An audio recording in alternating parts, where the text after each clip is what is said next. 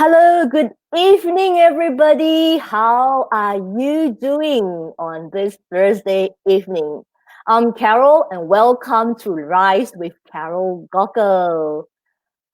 Time flew by pretty quickly last week. For those people who are living in Singapore, last week was the launch of Phase 2, and everybody is going out. I guess everyone they were all quite happy and excited after being cooped out for a very long time. I stayed home and I only went out today. In fact, yesterday. I was it yesterday? Yeah, I went out yesterday to meet a good friend of mine for a morning coffee. Did some grocery shopping, and then today I actually did modeling. Quite interesting. But for those who actually saw my Facebook live earlier this afternoon, this was my eventful day. Today, I have a very, very special guest, and this person is very special to my heart. She, on the record officially, she is a journalist, she is an author, and she is a rugby coach. I got to know her when she was coaching rugby in my children's rugby club. The thing is that in Singapore, it's not very often that you see women on the field, and especially in the sports arena. And what really struck me was she is also a mom. Yeah, a lot of the times you see all these coaches, they are usually, they are usually pretty strong, and then they're very, very young. In fact, for those that I've come across, but she's completely different. She's also loud, but in a very, very endearing way. So when we started talking, the conversation just kept flowing. And what really struck me the most is how she was very authentic and real in terms of what she has gone through in her life. And I thought it would be a fantastic idea to bring her onto the show. She is a mental health advocate, a very strong one and vocal one as well. Reason being because she is living with bipolar. And when we talk about mental health, a lot of people think about people in the asylum, people who have to be committed to a mental institution. So it is a taboo subject, and I would like to shed some light to it. So, without further ado, let us bring on my special guest today, Miss Andrea McKenna Brankin. Hey. Hello, Andrea. Hi. How are you?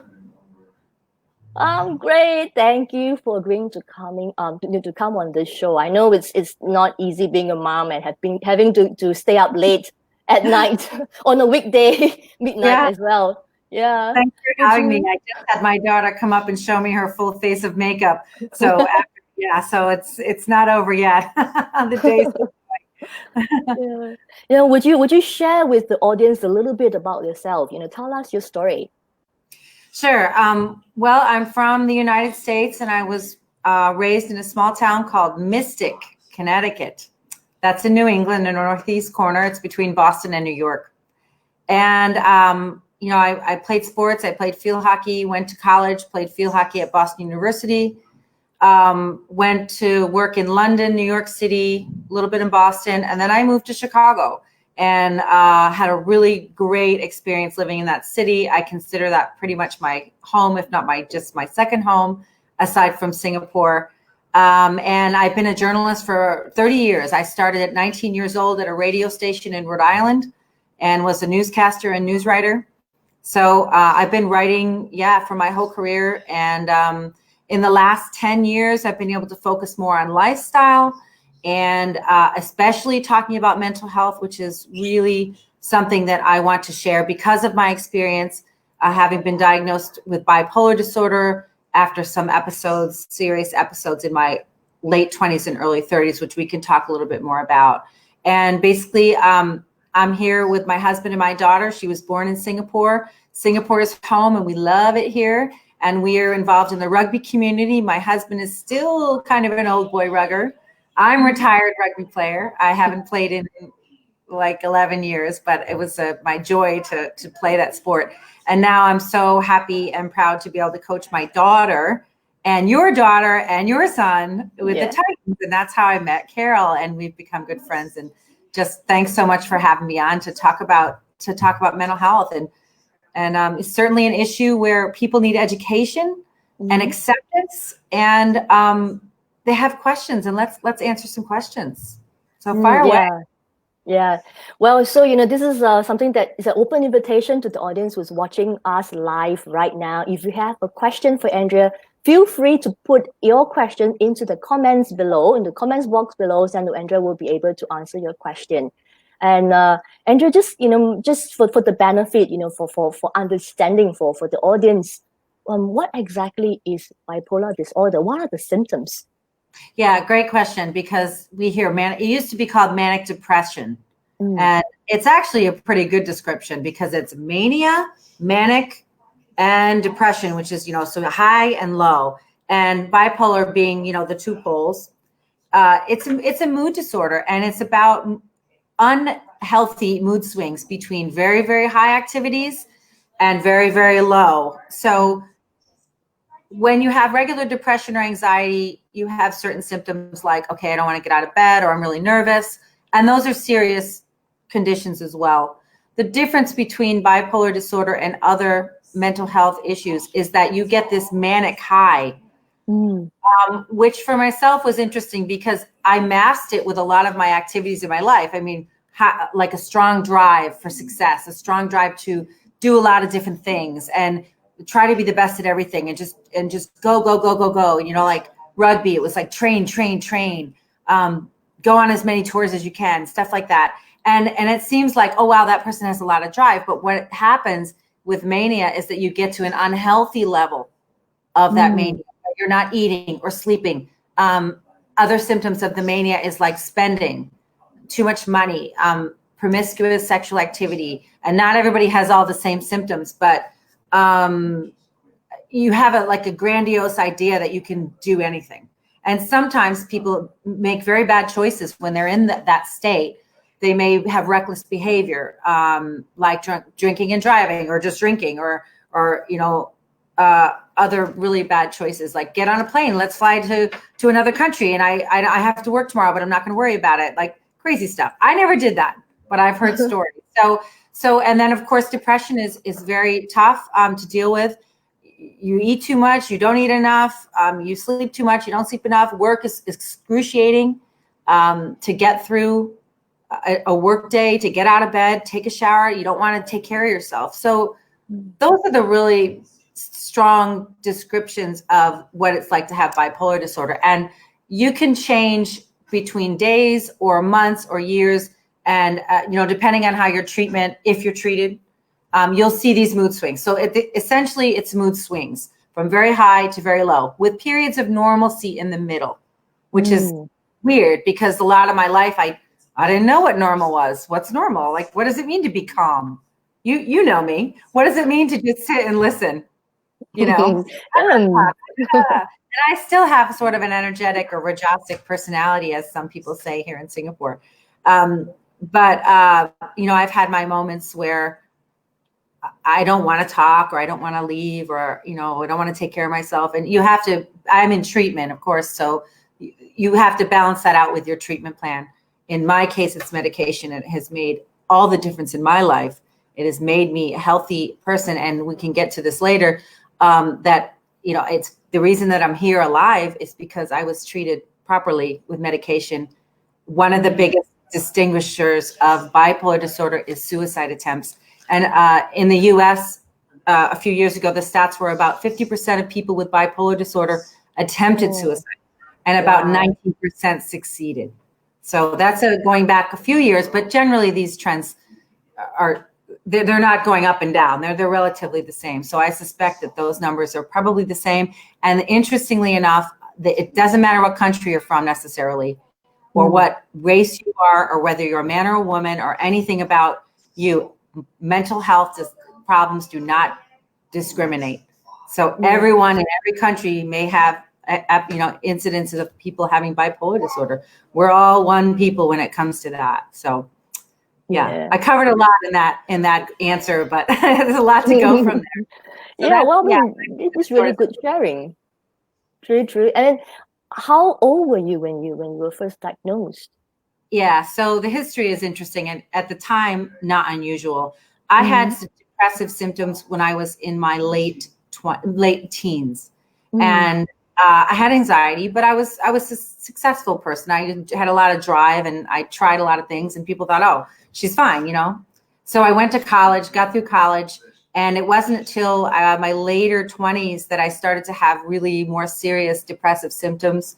And, you know, people just said, oh, you have anxiety, you have depression. So I was treated for anxiety and depression. And a lot of times you say, oh, I feel better, so I don't need it anymore. It's like, that's very common. But it wasn't until, and this is also not uncommon, it wasn't until I had a suicide attempt that I was properly really diagnosed that this is bipolar disorder and we have to treat it as such.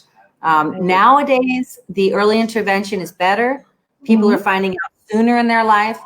When I was diagnosed, it was pretty common to be diagnosed in your late 20s and early 30s. But that's getting better as our healthcare is focusing more on mental health, as our Mm-hmm. societies are focusing more on mental health, and you know we're identifying it sooner. And I always say, geez, I wonder what would have happened if Mm, I had known sooner. But it went the way it was supposed to go, and I'm here to talk about it. So awesome. Thank you for sharing. And just want to bring us back to your very first suicide attempt. What was the trigger that you wanted to commit suicide? so complicated. Mm-hmm. So a lot of the problems that I had in terms of mood problems with bipolar disorder were surrounding relationships.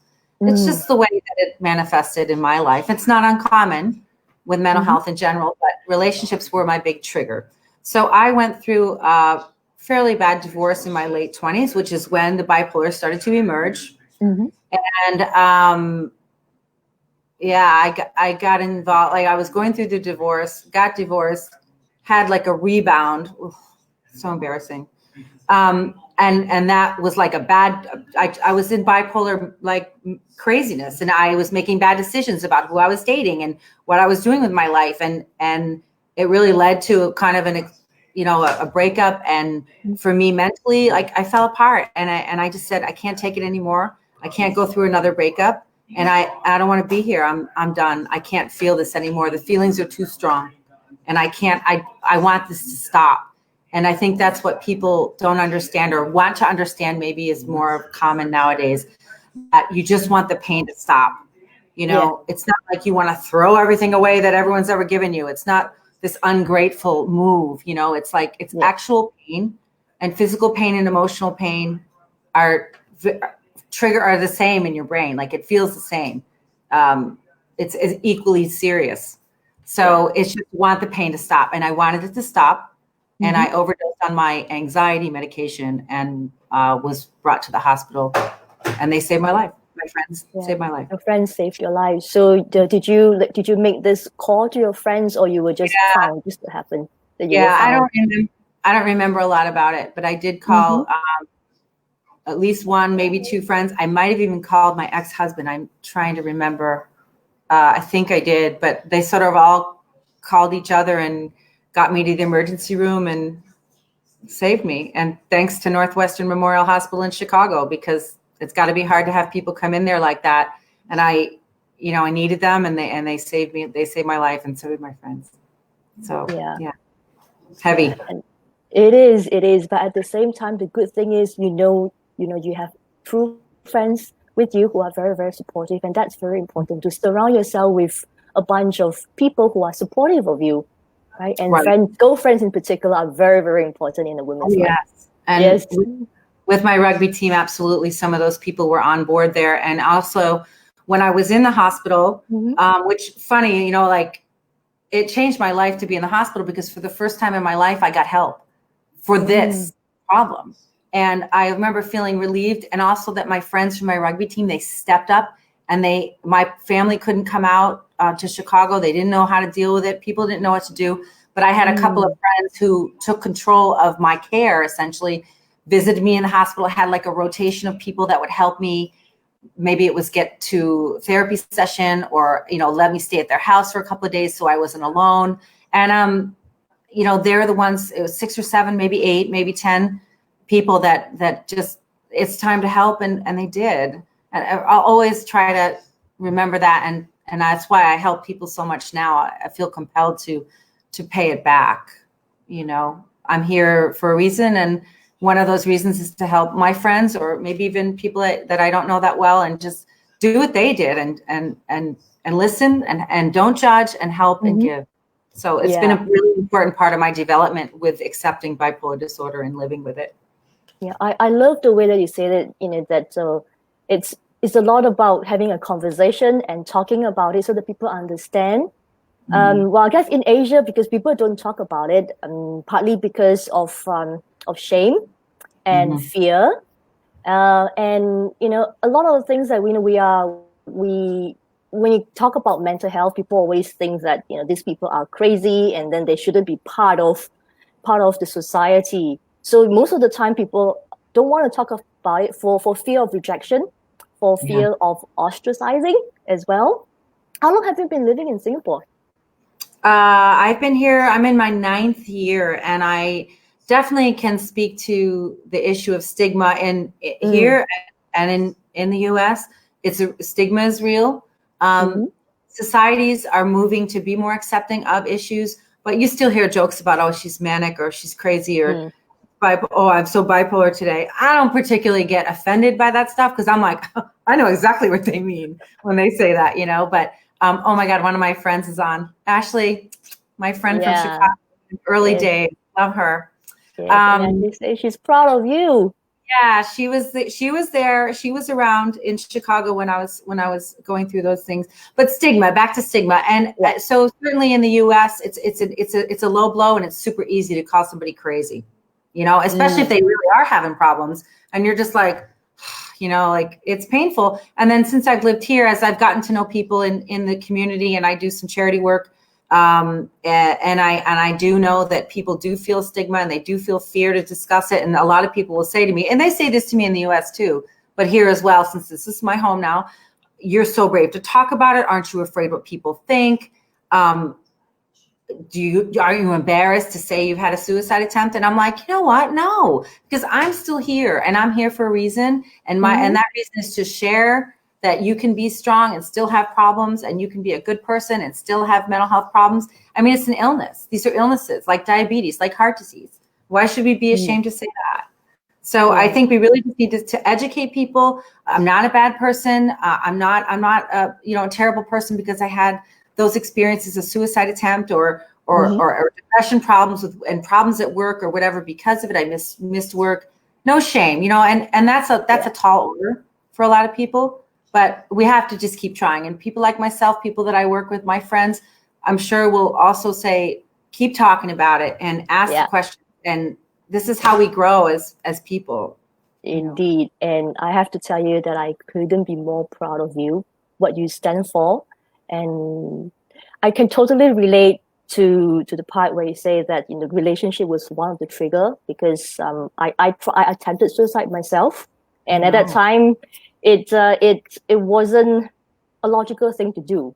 But the thing is that at that time, it felt like that was the right thing to do. Yes. Right? So that's what it is. And the thing is, when we talk about mental health, a lot of people just thought that it's something that you just conjure up in your mind, and then you can just snap on and off just like that. Yeah.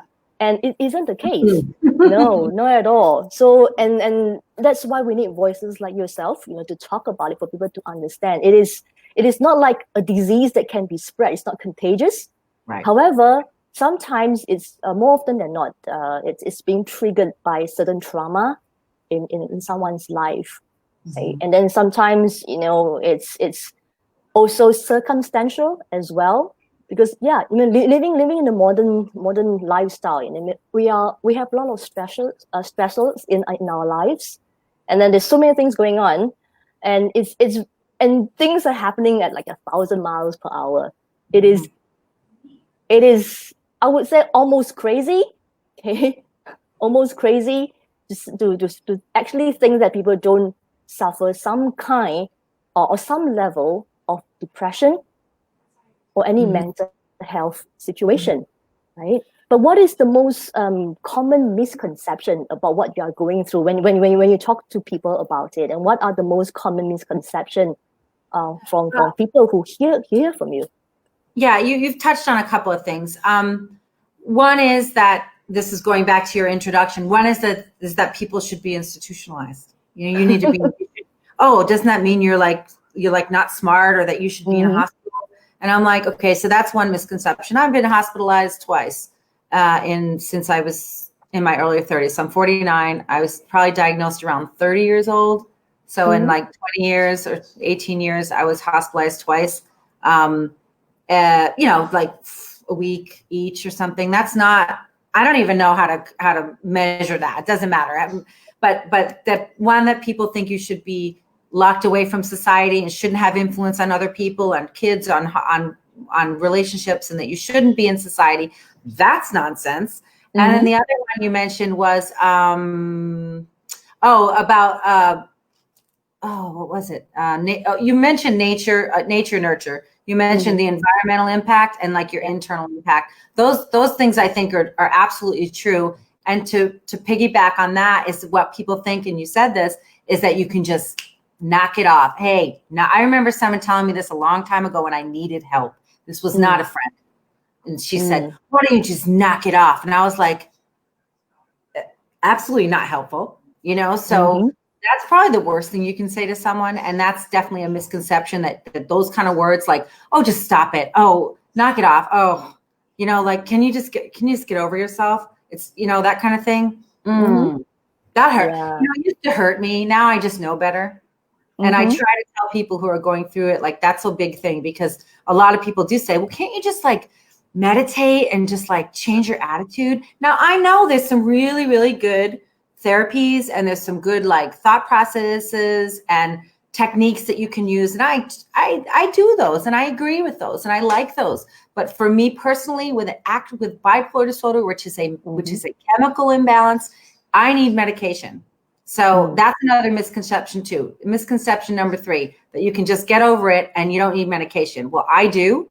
And I know from working in the community in the US, especially, I knew more people that really, to me, is medication was absolutely the way to save my life and to allow me to have the life that I have and to be able to work. But I think that this misconception that you can just work on it. If I wasn't on medication, I would spend all of my time trying to manage my symptoms every second of every day if I wasn't managed on medication. So there's a big misconception there that you can just deal with it, or you can just switch it off, or just knock it off. And one, you see, I get a little angry about it. So yeah, I wonder if it's, you know, if there's anyone who has ever told you that, you know, Andrea, how can you have bipolar? How can you have feel depressed, because you are living a high life here, living a life of an aspect here, living in Singapore, your husband bringing home the bacon, you know, you're a stay-at-home mom, you get to wine and dine, and you know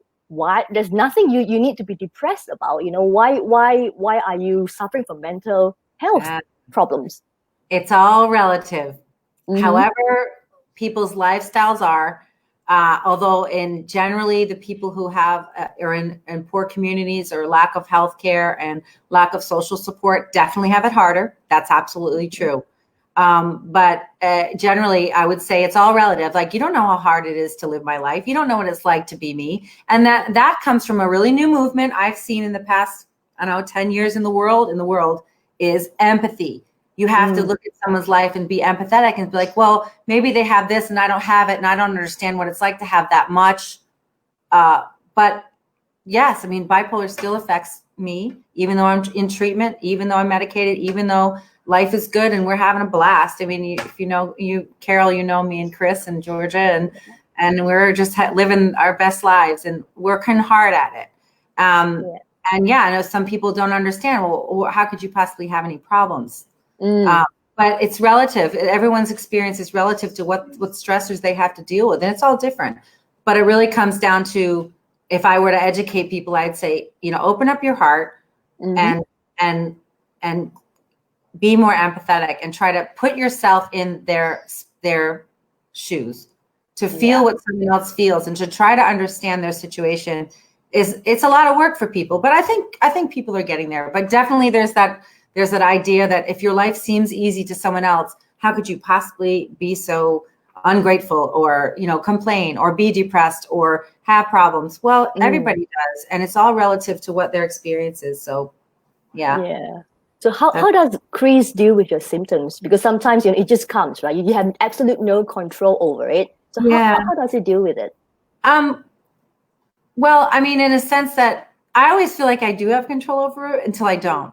And then, so like you mentioned, there's triggers. So even under treatment, there's going to be ebbs and flows. And most of the time you want to keep it even. But if there's a spike or a depression, so Chris will pretty much be really honest with me and be like, hey, medication, you taking it? And I always used to get mad about that. But that's a fair question. Yeah. And sometimes you miss it or whatever. I don't really miss that much, but it can happen. So it's a fair question. And what it does is it brings me back to, hey, how are my symptoms? So he'll be like, okay, you're talking too much or talking too loud, or you haven't gotten out of bed, you're sleeping too much. He'll notice the symptoms because he's educated and he knows what are the symptoms of mania and what are the symptoms of depression. And he's my partner and he loves me and he supports me, and he just straight up, you need to go call the doctor, talk to the doctor. I'm seeing this, and this increasing, and maybe it's arguing is another big symptom of bipolar disorder in my experience, with not just me, but a lot of people. So to be fair and to have our good relationship, he's got to be straight up honest and be like, look, this is happening and you need to take a look at it. So he's how about really Georgia? How is she? Yeah, how is she? I would say how does she feel about having a mom where people are actually mistaken, right? And a mom where people are actually misunderstood. I would say you are misunderstood most of the time, and then it kind of like when you're having an episode, is she worried? Is she? What was my question? Sorry, I just lost my train of thought. So many things going around my head. Okay, I was just wondering, how does Gigi feel about this? About you, being so open about what you're going through, and that you are actually fighting this every day?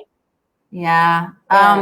This is a really hard question, and I actually haven't had to really answer it. Certainly not in public, but so I'll try. I've got my tissues here in case I need my tissues.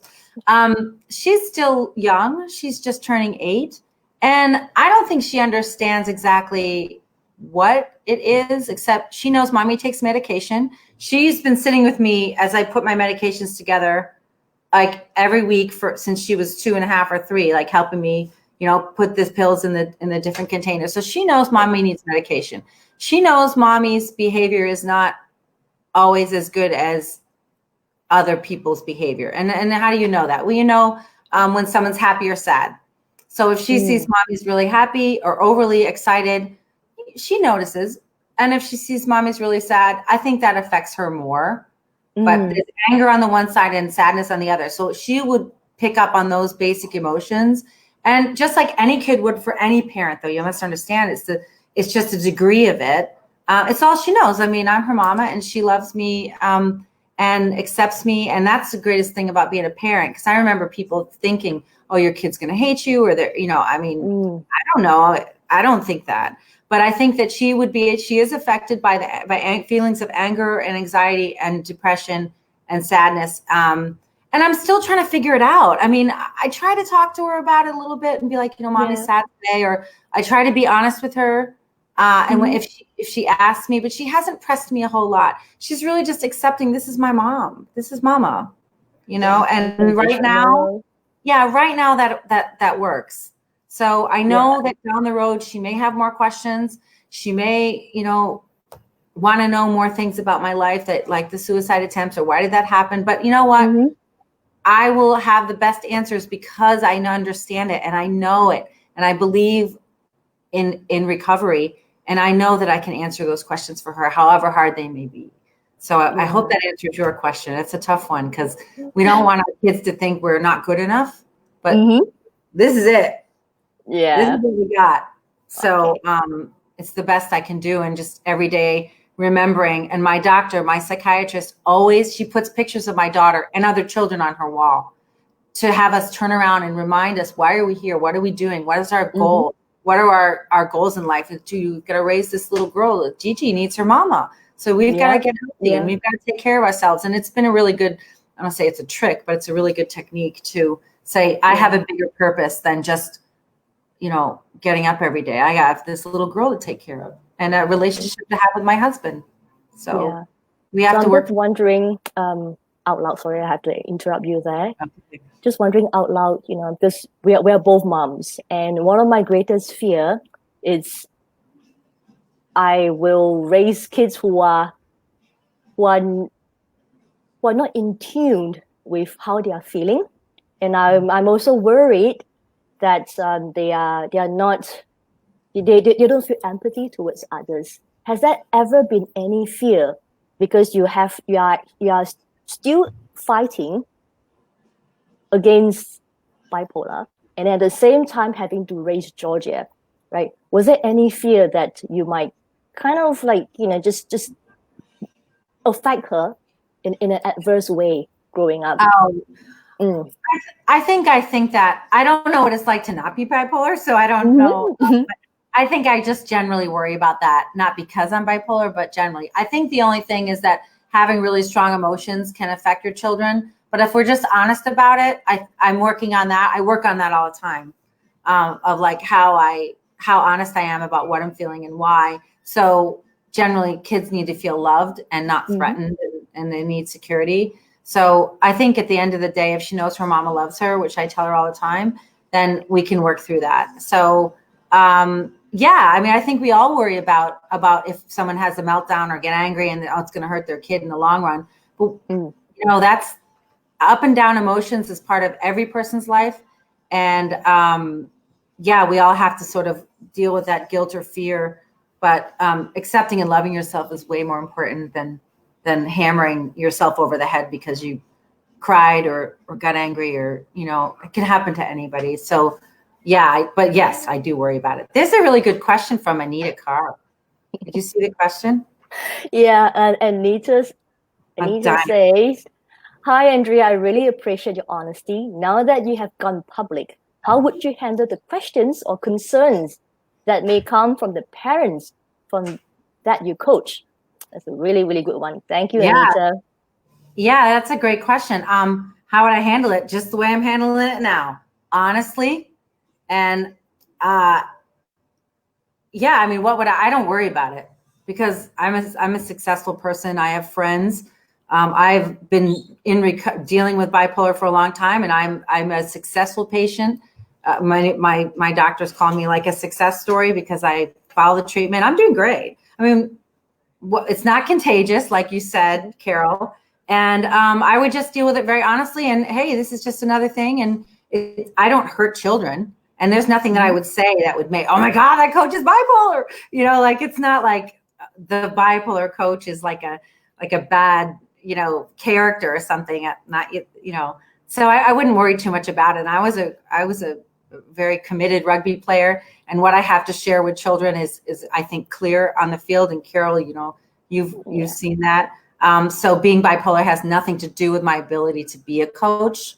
And it's about who you believe you are as a person. And I have bipolar, and that's it, So I'm not afraid.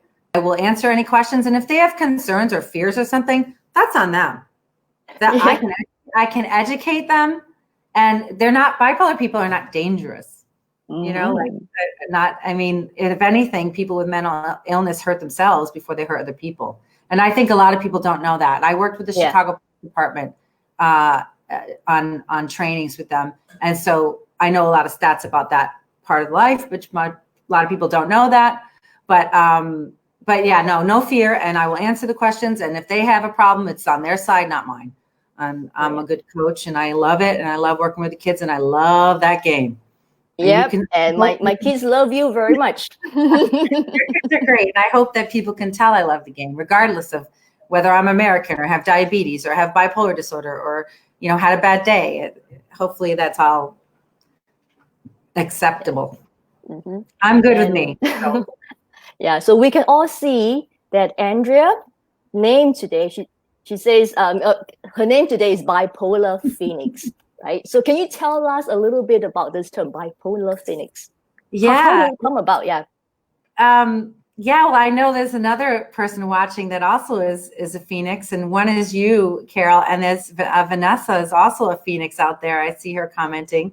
Um, all of us, and Carol, your story, we have some similarities. It's about rising from the ashes, and you talk about that in your book, Carol, and I know other people do. It's a great image, and it's a great story of how people are surviving, and we fail and we rise again, and we make mistakes, we lose everything, we rise again. And it's just happened a lot in my life. And when I, as a writer, as a journalist, when I moved to Singapore, and this is poignant, because I moved here, because I didn't have to work full time, I had the time to write the book. And I said, well, what's my story? And what am I going to tell people? That I screwed up so many times and I made so many mistakes, and I wasn't, my treatment wasn't right, and I was a disaster. How was I going to tell that story? Well, the story is the Phoenix of rising, and look where I am now. And I started the story, from when I was diagnosed until I moved to Singapore, because by the time I had gotten to Singapore, in the few years before, I was doing very, very, very well. And that's the rising. That's the Phoenix, and it's a great image. And I think a lot of people can relate to that. So Bipolar Phoenix is exactly who I've been. And failure comes in lots of different ways, and it's not saying it'll never happen again, but I definitely felt like I had crashed and burned and crashed and burned and crashed and burned. And finally, in this time with my husband, Chris, which has been a major part of my life, changing the way that it did, Bipolar Phoenix just came to me in the name, and wrote the book, and getting ready to fire away on all the book publishing, and let's get that going. So, which is why I'm happy to talk to you tonight, Carol. Yeah, because I'm excited that you have a book that's coming out, and it took you some time to get the book in order, and now that your book is ready, you're just looking for the right opportunity to launch it. Would you just tell us a little bit about the book? Besides, your story, what are your hopes, and how would you want this book to help you and to help the people that you eventually want to serve? Yeah, I mean, it's a lot about what we've been talking about, and that is to understand that even if you're bipolar, you can have mistakes, you can lose everything, and you can rebuild your life. My story of my success story is treatment, not only medical treatment, but I worked really hard on my life, and I continue to work hard on my life. Like whether it's therapy or techniques like Ho'oponopono, or I do meditation. I've been a yoga teacher for 20 years. And I wanted to share all the things that I had done to get to that point, to get to that, whatever, 38 years old, 48 years old, whatever I was, 38 years old, I guess. I wanted to give people sort of a guidebook, and also a story that goes with it. So here's a how-to, but here's also the story built around that how-to. Why do I say get a dog? Well, I had a psychiatric service dog. His name was Loki, and he was a white pit bull, and here's how he helped me. And sort of educating people on different techniques they can use, different things they can do to build their life back. And there's a lot of people with that story, and like I mentioned, a few of us that have used the Phoenix imagery to describe our lives. And I think people can connect with that. And I really, really, really want to help people who have bipolar or worry about dealing with it, and know that it's going to be okay, but you do have to put in the work. So, yeah. True. There's not a magic pill. The pills are great, but there's no magic to it. You have to work at it. That's true. How do people get in touch with you, Andrea? Do you want to get connected? I have a Facebook page, Bipolar Phoenix Andrea. So if you just put my Andrea at the end, you can find me on Facebook. And that's pretty much my main connection right now. Or my name, Andrea McKenna Brankin, on Facebook. If you want to friend me or send me a message, we can talk. And that's pretty much the Facebook. I do Facebook a lot. As a journalist, it suits me. So yeah, as everyone who knows me on Facebook already knows that I like to post, like I've got my own newspaper going on there. So, but yeah, Facebook, Bipolar Phoenix Andrea, or Andrea McKenna Brankin on Facebook for now. But hopefully the book will be, we're trying to get, we as in me, and Carol's helping me too. My buddy Carol here has been a very good mentor for me. Maybe in the next 6 weeks. My tattooist is working on a cover art for me, which I've had the same tattooist since I was 26 years old. And I still see her. And she was a big part of my recovery life as well. She was one of the people that helped me when I hurt myself. And so she's still part of it, still part of the story. And I can't wait to see the artwork. So I'm really excited to see the artwork. And then once all that's done, yeah, we'll get fire up the presses. Yeah. You know, I just want to keep hearing you talk and go on and on about it, because I get so many, you know, takeaway from what you are sharing right now. I think this is the first time that you're so open and so raw talking about what you are going through. Yeah. And, you know, seriously, you know, when you were sharing, I was like a lot of things going through my mind. And most important thing is, what really stood out was how proud I am of you, how brave and courageous that you are, and you know, how real that you are. I mean, I know that you're real, but the thing is, I never expected you to be so real in the sense that you wear your heart on your sleeve. Yeah, and today I saw a different side of you, and that makes me love you even more as a friend and as a woman. Thank you. No, I love you too.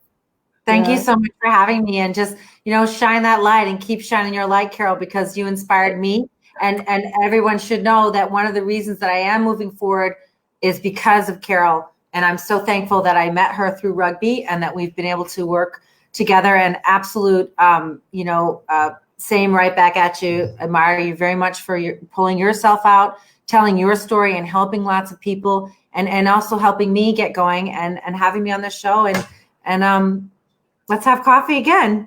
Yes. So Andrea, before we end the session, you know, this is the very last question that I will always ask my guests. The name of the show is Rise with Carol Gockel. What does the word rise mean to you now?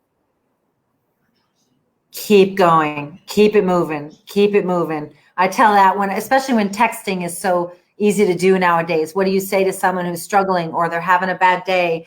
And a lot of times I say, keep it moving, keep it moving, rise. You got to keep going. So no matter how hard things are, and I understand wanting to give up, but you have to keep moving. That's what I've been doing, and I do it every day. And just rise, keep it moving. I absolutely love that. Thank you so much for spending your time with me and sharing such a big part of yourself to the world. You're welcome, Carol. Pleasure to do it to be able to talk with you about it. Yeah. And ladies and gentlemen, for those who are watching, you know, if you still have any comments, you can get connected with Andrea directly on Facebook. You can either look for her by typing Bipolar Phoenix Andrea or Andrea McKenna Brankin. Okay, I will just put, sorry, just lost my train of thought. I have no idea what's going on with me tonight. I'm actually tongue-tied for some reason. Just like old friends, no worries. Yeah. So yeah, and then I will put all these links to get connected with Andrea. If you want to send her a private message and you want to say something to her, and if you have a question for her, if you want someone to just to listen, and she's able to be there to listen because she is a coach, and most importantly, she has gone through a lot to be who she is today, and she would have the tools and the opportunity, or rather the skill set, to be able to help you to take the next step. So I will put that on into the comments, so do send it directly to her. And with that, I would have to end our show tonight. Thank you so much, everybody, for hanging out with us today. This is Carol, and this is episode 10, Rise with Carol Gockel, and I will see you next week, next Thursday at 10 o'clock Singapore time. See you. Good night. Bye-bye. Yay.